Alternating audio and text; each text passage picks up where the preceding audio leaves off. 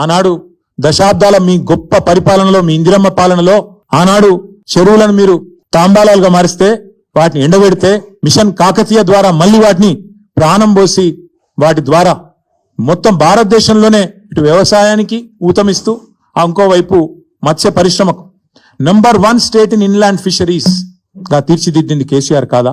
30,000 కోట్ల మత్స్య సంపద సృష్టించింది కేసీఆర్ గారు కాదా? ఏపీకి, ఆంధ్రప్రదేశ్కి ఉమ్మడి రాష్ట్రంలో కిందికి గోదావరి గలగలా తరలిపోతుంటే, ఇంకోవైపు కృష్ణమ్మ బిరబిరా పారిపోతుంటే ఆరతులు పట్టింది నీ పార్టీ, కిందికి నీళ్లను తీసుకుపోయింది నీ పార్టీ. కానీ పోరాడి తెలంగాణ సాధించి ఇవాళ తెలంగాణను ఆనాడు దాశరథి గారు చెప్పినట్టు ఒక్కొక్క బొట్టు నీటి బొట్టును ఒడిసిపట్టి 1 కోటి ఎకరాల మాగాణంగా చేసింది కేసీఆర్ కాదా? ఇది తెలియదా ప్రజలకు? 2014 ముందు తెలంగాణ ధాన్యం ఉత్పత్తి ఎంత? 2023లో తెలంగాణ ధాన్యం ఉత్పత్తి ఎంత? ఇది తెలియదా?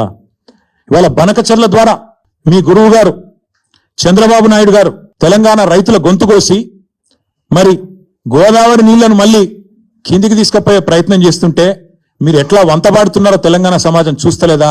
తెలంగాణ రైతాంగం చూస్తలేదు అనుకుంటున్నారా? ఈ జలదోపిడిని అడ్డుకునే ప్రయత్న భాగంలో మీరు ఎట్లా ఆంధ్ర ప్రయోజనాలకు వంతబాడుతున్నారో ఇవాళ తెలంగాణ సమాజం చూస్తలేదు అనుకుంటున్నారా? ఒక్కసారి గుర్తు చేసుకోండి అని చెప్తా ఉన్నా.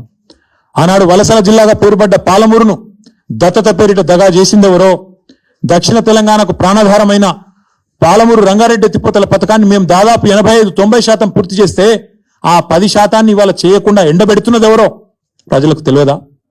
ఆనాడు నల్లగొండ జిల్లా, మా స్రవంతి గారు ఇక్కడే ఉన్నారు, మునుగోడు, ఆ ప్రాంతం మొత్తం ఆనాడు ఫ్లోరైడ్ బాధతో బొక్కలు పూర్తి స్థాయిలో మూలుగదచ్చిపోయి దారుణాతి దారుణంగా తయారైతే ఆ ఫ్లోరైడ్ అనే మహమ్మారిని తరిమి కొట్టింది కేసీఆర్ పరిపాలన కాదా?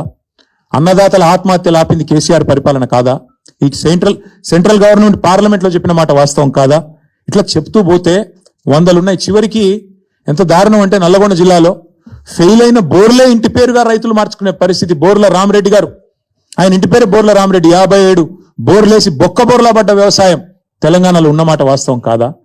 ఇవాళ మీరు మాట్లాడితే దయ్యాలు వేదాలు వల్లించినట్టు నికృష్టంగా కాంగ్రెస్ గురించి, కాంగ్రెస్ యొక్క గొప్పతనం గురించి, ఇందిరమ్మ గురించి ఎమర్జెన్సీ విధించి ఆనాడు ఎంతో మందిని జైళ్లలో నూకిన ఇందిరమ్మను గుర్తు చేసుకుంటూ మళ్ళీ గుడ్డలు కూడా తీసుకొడతామంటే ఇవాళ తెలంగాణ సమాజం అట్లా చూస్తూ ఊరుకోవడానికి, నిస్తేజంగా చూడడానికి సిద్ధంగా లేదు రేవంత్ రెడ్డి గారు.